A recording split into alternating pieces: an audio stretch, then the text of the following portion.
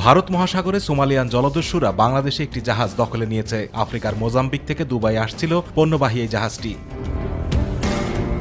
দুপুর 12টার দিকে এমভি আবদুল্লাহ নামের জাহাজটি সোমালিয়ান জলদস্যুদের কবলে পরে প্রায় শতাধিক জলদস্যু জাহাজটির নিয়ন্ত্রণ নেয়। এ সময় 23 বাংলাদেশি নাবিককে কেবিনে আটকে ফেলা হয়। তবে জিম্মি অবস্থায় থাকলেও বাংলাদেশি নাবিকরা সুস্থ আছেন বলে জানিয়েছেন সংশ্লিষ্টরা।